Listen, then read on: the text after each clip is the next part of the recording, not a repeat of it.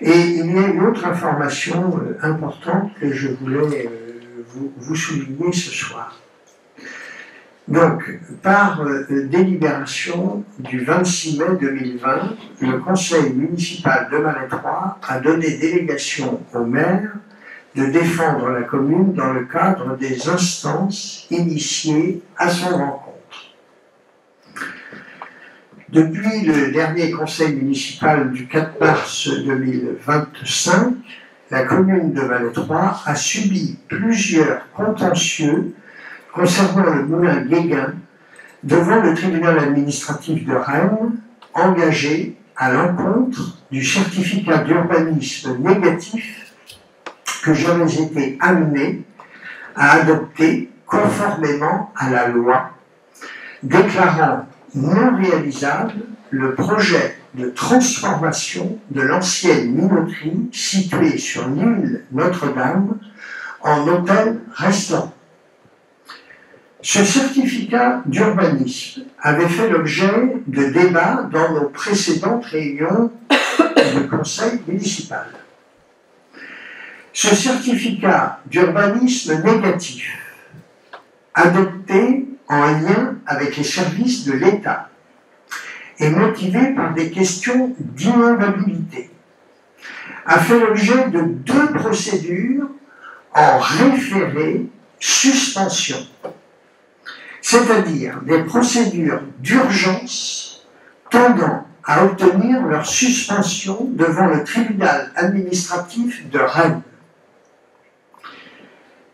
Par une première ordonnance du 11 mars 2025, le juge des référés a rejeté la première demande de suspension en considérant que la condition d'urgence n'était pas satisfaisante.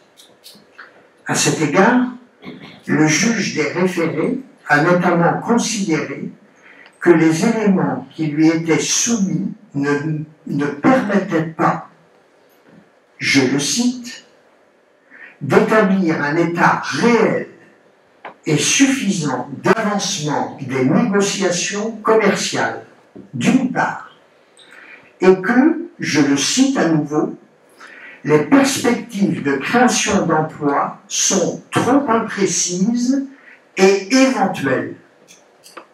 Je ferme les guillemets. Par une seconde ordonnance, datée du 6 mai 2025, le juge des référés a fait le choix de ne pas se prononcer sur la condition d'urgence, mais de rejeter au fond la demande de suspension présentée par la propriétaire de la minoterie. La juridiction a ainsi considéré que le certificat d'urbanisme négatif que j'avais adopté n'était entaché d'aucun doute sérieux quant à sa légalité. La décision de justice retient notamment que les exigences du plan de prévention des risques d'inondation, c'est-à-dire le PPRI de l'Oust, s'opposaient à toute réalisation de ce projet, dès lors qu'elles avaient pour effet, en méconnaissance du règlement de la zone verte, la création d'un établissement recevant du public. À ce stade, la juridiction administrative valide donc la légalité de ce certificat d'urbanisme négatif et rejette les dommages et intérêts demandés à la ville par les propriétaires.